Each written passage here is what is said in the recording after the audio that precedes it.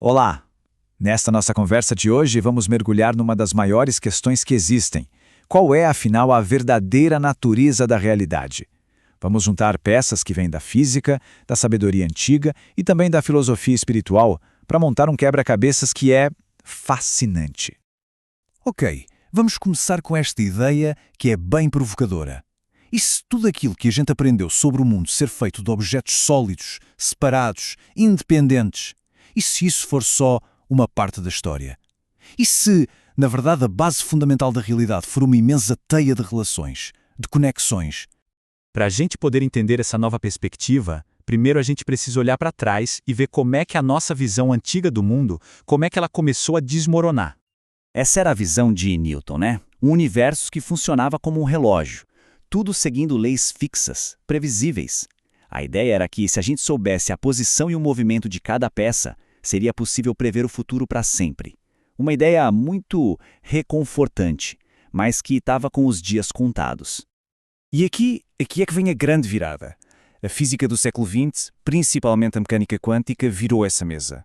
Onde a física clássica via separação, a quântica mostrou conexão. Onde existia certeza, apareceram as probabilidades. E o mais bizarro de tudo, onde a gente pensava que éramos só observadores objetivos, descobrimos que na verdade somos participantes.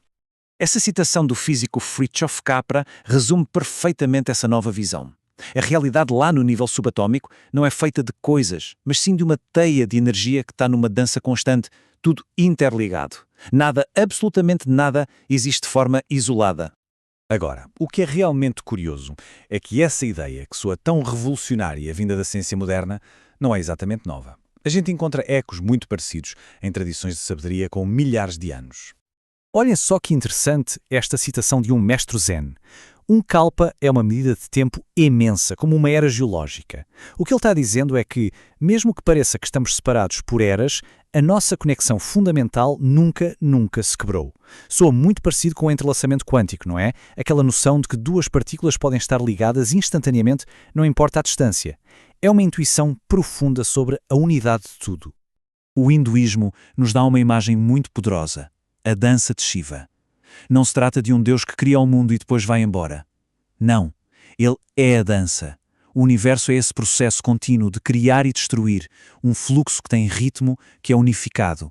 A realidade não é uma foto, é um filme. É puro movimento. E o budismo vem reforçar essa mesma ideia de impermanência. A nossa tentativa de se apegar a coisas fixas, seja a objetos, pessoas ou até ideias, é o que gera sofrimento. Porque isso vai contra a natureza fluida da realidade. Tudo está sempre num fluxo constante, em transformação. Agora vamos adicionar uma terceira camada à nossa conversa, uma perspectiva que vem da filosofia espírita. Ela propõe um modelo bem específico sobre como o que é não material interage com o que é material. A peça central aqui é o conceito de perispírito.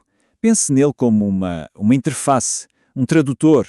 É um corpo energético que faz a ponte entre a consciência pura, o espírito, e o corpo físico mais denso. Ele não é nem totalmente espírito, nem totalmente matéria. Ele é o elo entre os dois. Esse modelo organiza a realidade em camadas, indo do mais sutil para o mais denso.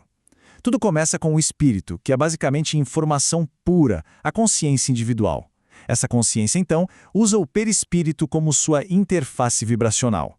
O perispírito, por sua vez, interage com o que a fonte chama de matriz arcônica, que seria uma espécie de campo de energia fundamental, subquântico, e é a partir daí que a nossa matéria física, o corpo biológico, se organiza. É um fluxo contínuo, da informação pura, passando por uma interface de energia até a base da matéria e finalmente ao corpo que a gente conhece. Ok, então nós temos aqui a física, o misticismo oriental e o espiritismo. São três caminhos que parecem bem diferentes, certo?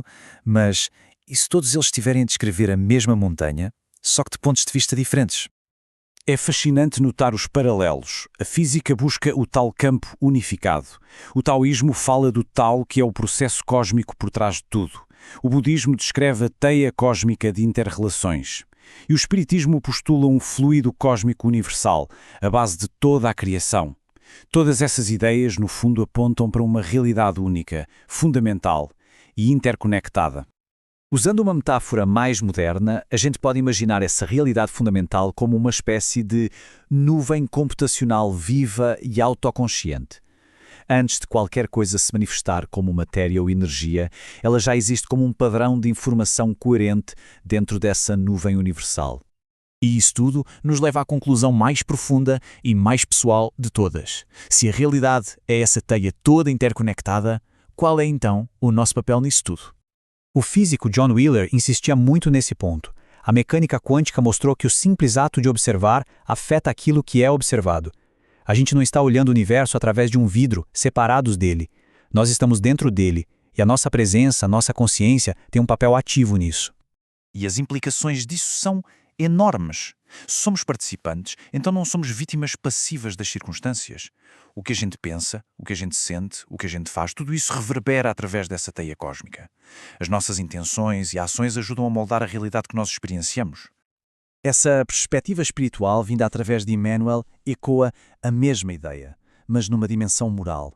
Se o nosso desejo é nos alinharmos com uma influência superior, mais harmoniosa, é preciso retificar a estrada. Ou seja, é preciso assumir a responsabilidade pela nossa participação, trabalhando na nossa melhoria interior, nas nossas ações, nos nossos pensamentos. E assim a gente fica com esta pergunta final, que é para a gente refletir.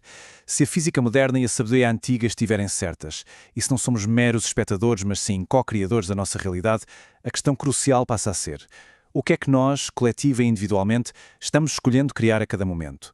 A resposta, ao que tudo indica, está nas nossas próprias mãos e mentes.